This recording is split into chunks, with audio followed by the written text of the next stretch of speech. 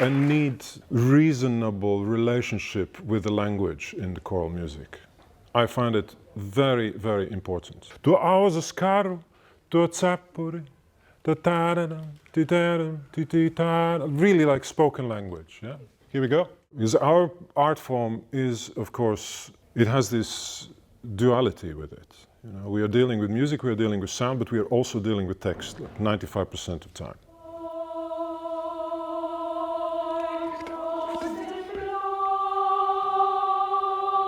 Yeah. And can we get even more savoring and enjoying the blah, blah, extend it a little bit. It's a slow note, make it slow, and then be good ensemble team players so that you hear what the other colleagues are doing and do the same thing. And that relationship with text can be very different. You know, it can be of very different kinds. There's a lot of music where the text is used only as a phoneme. There's this quality of sound that comes with that particular phoneme, with that particular vowel, consonants, and the combination of these.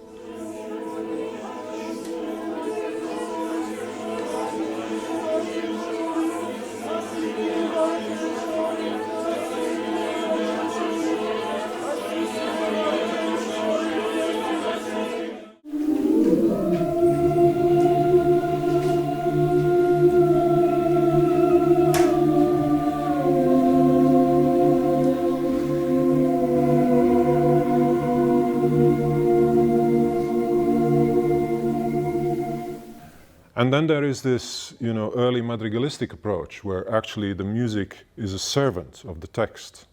So my take is that there is always relationship to text in some form or the other. And for us as people who are dealing with vocal music and who are building our frame, our vision, our interpretation of vocal music, I think we have to dig deep into where does the text lie? Nachtigall vor ihm daher. Yeah, that makes sense in terms of text. Music is maybe a little bit uncertain in that regard, the way it is written. Yeah, it's kind of ambiguous. It feels like you should breathe here. But he does something completely different. He has a different idea with his crescendo in the end of first page. And also the text goes, Die Nachtigall vor ihm daher. So that means we should pull through, carry on. How has the text influenced the composer's vision for the music?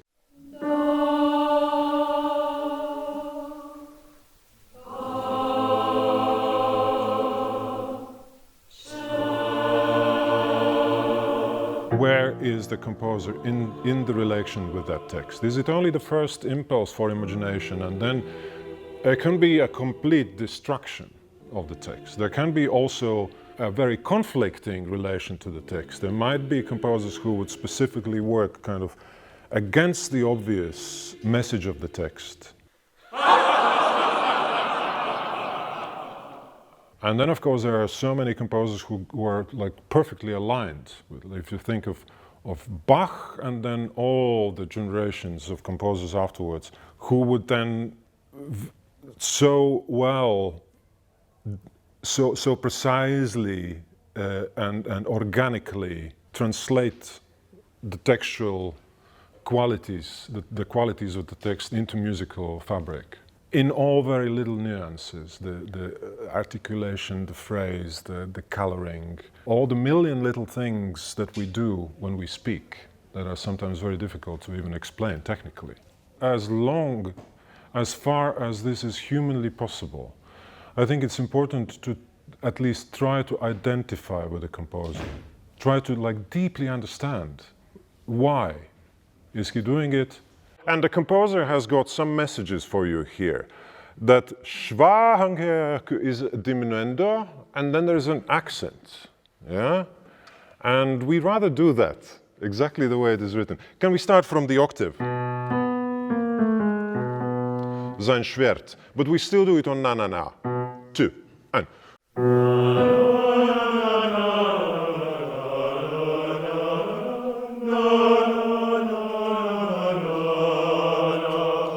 One.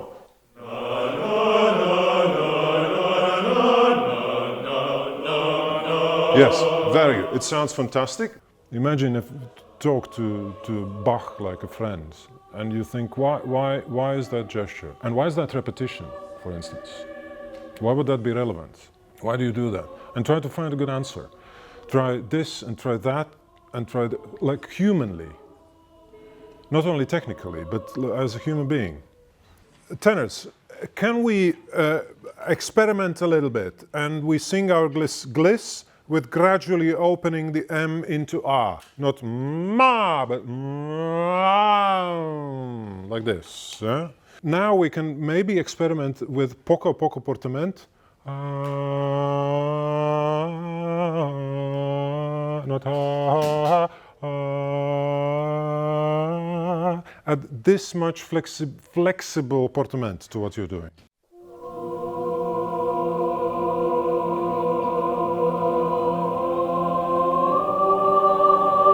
Text contains everything, and still you can read it like a million different ways, and you can probably read it 1,000 very good ways, and of course 2,000 like really sluggish and clumsy ways. But then what is exactly that way that you think is, that resonates with you personally, I guess? Yeah? I think for me that is where the interpretation comes in. You know, your individual, intimate relationship to that message. You have to make that music part of who you are. The music that you work with has to have some relationship to you as a human being, I think. That is my take on it.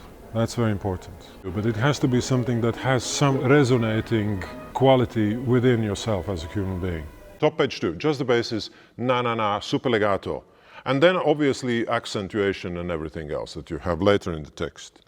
2, 3.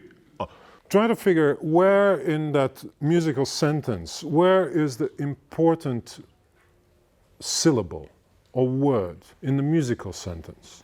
And allow that instinct to guide you. Don't sing all the notes the same. Try to figure where is that point of gravity in the phrase. Try to sense it.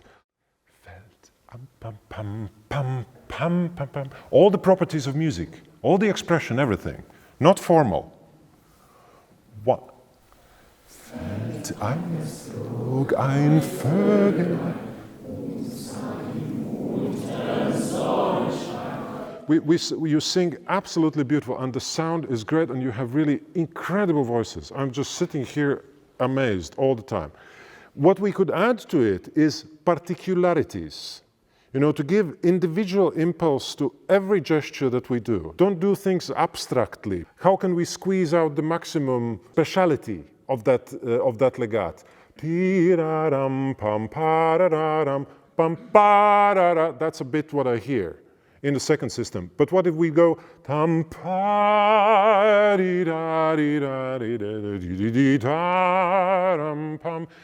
in other words, take it personal, yeah, and be really solistic and personal in your relationship to the phrasing. We do it one more time. 1, 2. Der Frühling ist ein starker Held. Pam, pam.